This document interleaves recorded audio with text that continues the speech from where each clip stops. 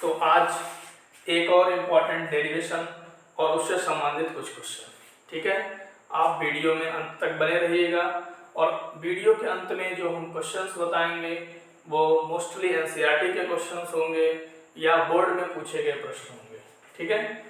तो आप उन प्रश्नों को करिएगा, उसके साथ साथ जो भी प्रश्न आप लगा सकते हो उनको भी लगाने का आप प्रयास कीजिएगा, ठीक है। तो चलिए, गतिमान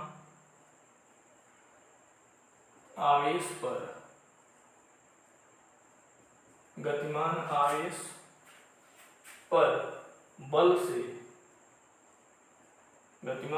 पर बल से धारावाही चालक पर बल, ठीक है। इंपॉर्टेंट डेरिवेशन है ये, गतिमान आवेश पर बल से धारावाही चालक पर बल, ठीक है। तो पहले हम आपको इधर लिख दे रहे हैं, डायरेक्ट इसका डेरिवेशन करना क्या है हमको, तो लास्ट में हम यही करने वाले हैं, पूरे धारावाही चालक पर बल। देखो, चालक जो होते हैं उसमें इलेक्ट्रॉन की संख्या होती है, ठीक है, बहुत सारे इलेक्ट्रॉन होते हैं। मतलब यदि हम कुल इलेक्ट्रॉनों की संख्या निकाल लें इसमें और एक इलेक्ट्रॉन पे लगने वाला बल निकाल लें, कुल इलेक्ट्रॉनों की संख्या निकाल लें और एक इलेक्ट्रॉन पे लगने वाला बल निकाल लें और दोनों का मल्टीप्लाई कर दें, तो हमें पता चल जाएगा पूरे धारावाही चालक पर लगने वाला बल, ठीक है। पूरे धारावाही चालक पर लगने वाला जो बल का फार्मूला है वो है एक इलेक्ट्रॉन पर लगने वाला बल गुणे कुल इलेक्ट्रॉनों की संख्या, ठीक है। तो क्वेश्चंस क्या कह रहा है, गतिमान आवेश पर बल क्या लगता है, लारेंज बल, ठीक है। तो गतिमान आवेश पर बल से धारावाही चालक पर हमको बल निकालना है, तो पहले हम लिख लेंगे, तो ये बात की बात है, ठीक है। लास्ट में हम यही करने वाले हैं, इसके लिए मैं पहले लिख दिया कि गतिमान आवेश पर जो बल है, गतिमान आवेश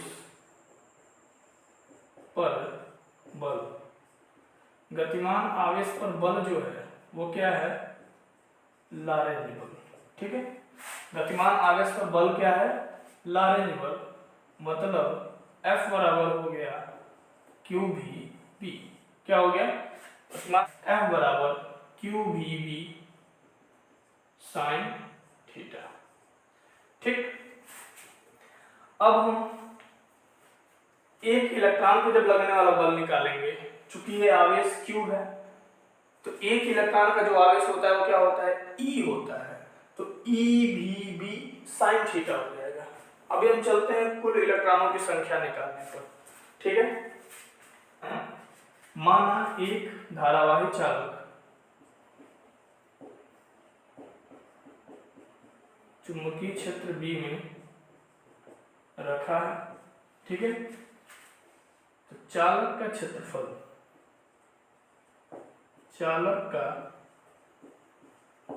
बराबर A, चालक का लंबाई बराबर L, तो चालक का आयतन, अब हम आयतन पर थोड़ा विचार करते हैं, ठीक है, क्योंकि आपको पता होना चाहिए कि जो आयतन होता है वो होता है लंबाई गुणे चौड़ाई गुणे ऊंचाई, ठीक है। किसी भी बॉडी का, किसी भी शेप का हम आयतन निकालेंगे वो होता है लंबाई गुणे चौड़ाई गुणे ऊंचाई, ठीक है। बेसिक फार्मूला यही है। और क्षेत्रफल का जो बेसिक फार्मूला है वो इन दोनों में से किसी दो का गुणा करेंगे तो क्या निकलेगा, क्षेत्रफल, या तो लंबाई गुणे चौड़ाई क्षेत्रफल है, या चौड़ाई गुणे ऊंचाई क्षेत्रफल है, या ऊंचाई गुणे लंबाई क्षेत्रफल है, ठीक है। तो अभी हम यहाँ पे क्या लिखे हैं कि चालक का क्षेत्रफल क्या है, A है, और चालक की लंबाई क्या है, L है। मतलब L को यदि हम छोड़ दें तो ये क्षेत्रफल को रिप्रेजेंट कर रहा है। किसको रिप्रेजेंट कर रहा है, क्षेत्रफल को। तो ये क्षेत्रफल और ये लंबाई मिलके लंबाई गुणे चौड़ाई गुणे क्या हो गया, ऊंचाई हो गया। अतः चालक का आयतन क्या हो जाएगा, AL हो जाएगा। क्या हो जाएगा, AL। ठीक है।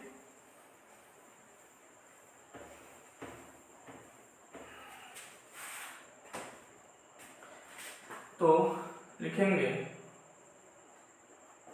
प्रति एकांक आयतन में,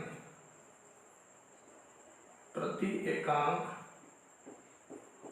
आयतन में उपस्थित, प्रति एकांक आयतन में उपस्थित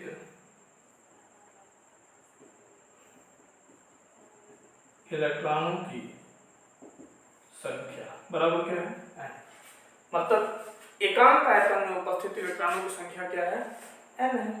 पूरा आयतन हमारा क्या है, Al है। कुल इलेक्ट्रॉनों की संख्या हमको निकालना है। एक इलेक्ट्रॉन पर जो लगने वाला बल है इस फार्मूले से हम निकाल लेंगे। ठीक है ना। तो प्रति एकांक आयतन में उपस्थित इलेक्ट्रॉनों की संख्या क्या हो गया, n। तो पूरे आयतन में, पूरे आयतन में उपस्थित इलेक्ट्रॉन क्या हो जाएगा, एकांक आयतन में क्या है, n है और पूरा आयतन क्या है इसका, Al है।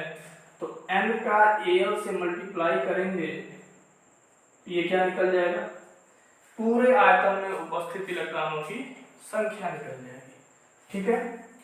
और एक फार्मूले का इसमें यूज होगा, आपको पता होना चाहिए कि वैद्युत धारा I तथा अनुगमन वेग Vd में संबंध। ठीक है। अनुगमन वेग वाले चैप्टर में आप अनुगमन वेग के बारे में पढ़े होंगे। वैद्युत धारा I तथा अनुगमन वेग Vd में क्या होता है संबंध, I बराबर होता है NEA Vd। ठीक है। इस फार्मूले का आगे यूज है, इसके लिए मैं यहाँ पे क्या किया, लिख दिया। ठीक है। हेडिंग है हमारा गतिमान आवेश पर बल से धारावाही चालक पर बल। हमको पता है कि गतिमान आवेश पर जो बल लगता है वो लारेंज बल लगता है, और लारेंज बल का फार्मूला होता है F बराबर QBB sin थीटा। ये तो हमारा निकल गया। हमको निकालना है पूरे धारावाही चालक पर बल। तो एक इलेक्ट्रॉन पर लगने वाला बल इस फार्मूले से निकल जाएगा, और कुल इलेक्ट्रॉनों की संख्या निकालने के लिए धारावाही चालक का आयतन हमको निकालना पड़ेगा। इसके लिए हम आयतन निकालें और आयतन में उपस्थित कुल इलेक्ट्रॉनों की संख्या निकालें। अब इस पर आ जाओ। अब लिखेंगे अतः पूरे धारावाही चालक पर लगने वाला बल क्या होगा, एक इलेक्ट्रॉन पे जो लगने वाला बल होगा, एक इलेक्ट्रॉन मतलब एक इलेक्ट्रॉन का जो आवेश होता है उसको हम E से रिप्रेजेंट करते हैं। ठीक है। और आवेश की जगह यहाँ क्या लिखेंगे हम, E B sin थीटा। ठीक है। कुल इलेक्ट्रॉनों की संख्या आया है n into Al, n into Al। अब क्या करो आप, n और V को यहाँ क्या करो, अनुगमन वेग Vd लिख दो, Vd। अब यहाँ करना क्या है, NEA Vd एक पास लिख लो, NEA Vd, क्योंकि वहां पे हमको I पुट करना है, इसके लिए मैं इसको NEA Vd को एक पास लिख लिया। ठीक है। NEA Vd। अब बचा क्या मेरे पास, B बचा और ये क्या बचा, L बचा sin थीटा। ठीक। तो इसकी जो वैल्यू होती है NEA Vd की जगह हम I लिख सकते हैं। तो F बराबर हो जाएगा IBL sin थीटा। तो यही वो आपका डेरिवेशन है, यही वो आपका पूरे धारावाही चालक पर लगने वाला बल है। किसके कारण, गतिमान आवेश पर बल से धारावाही चालक पर बल। ठीक है। तो गतिमान आवेश पर जो बल लगता है वो क्या लगता है, लारेंज बल लगता है। पूरे धारावाही चालक पर बल निकालने के लिए बस याद दो लाइन याद रखो कि एक इलेक्ट्रॉन पे जो लगने वाला बल गुणे कुल इलेक्ट्रॉनों की संख्या। एक इलेक्ट्रॉन पर लगने वाला बल हम यहाँ से ज्ञात करेंगे और कुल इलेक्ट्रॉनों की संख्या निकालने के लिए इसका आयतन निकालना पड़ेगा और प्रति एकांक आयतन में उपस्थित इलेक्ट्रॉनों की संख्या होती है n, तो पूरे आयतन में उपस्थित इलेक्ट्रॉनों की संख्या हो जाएगी NaL और यहाँ पर वैल्यू पुट करके सॉल्व करो, क्या फार्मूला आ गया, F = IBL sin थीटा।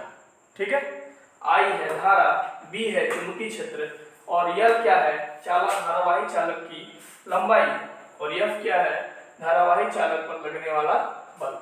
तो आइए हम इस पे कुछ न्यूमेरिकल क्वेश्चन एनसीईआरटी के करते हैं।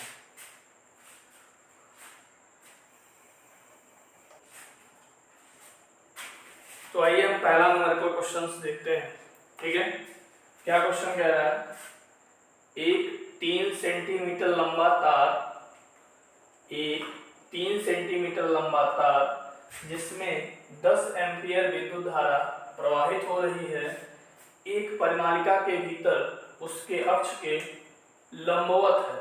कैसा है, लंबवत है, मतलब थीटा बराबर क्या होगा, 90 अंश होगा तथा चुंबकीय क्षेत्र का मान 0.27 टेस्ला है। चुंबकीय क्षेत्र का मतलब क्या हुआ, B का मान 0.27 टेस्ला दिया है। तार पर लगने वाला चुंबकीय बल हमको ज्ञात करना है। ठीक है, तो आप देखो तार की जो लंबाई ली हुई है, तार की लंबाई L बराबर दिया है 3 सेंटीमीटर। सेंटीमीटर को पहले हम मीटर में बदल दें।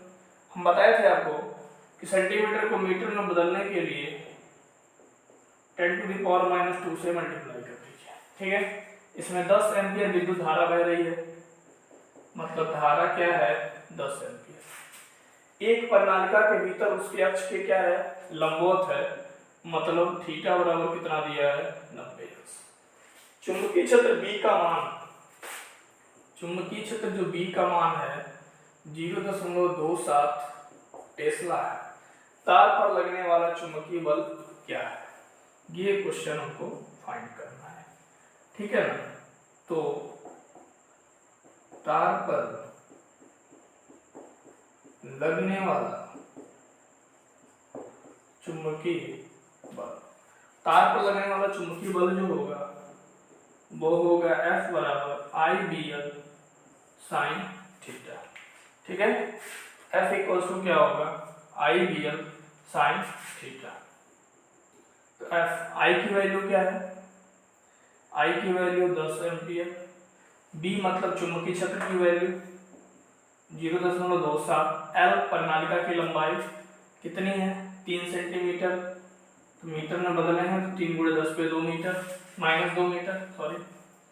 फिर लंबवत है तो ये हो गया sin 90 अंश। ठीक, अब 10 का गुणा जब हम इसमें करेंगे, एक दशमलव इधर खिसक जाएगा, मतलब ये हो गया 2.7 × 3 × 10⁻⁻², और sin 90 अंश की वैल्यू क्या होगी, 1। ठीक, इसका ऐसे मल्टीप्लाई कर लो, 3 सते क्या होता है 21, हासिल 2, 3 दूना 6 2 8, 8.1 × 10⁻², बल निकालना है, ये क्या होगा, न्यूटन, और 1 × 10⁻² न्यूटन। ओके,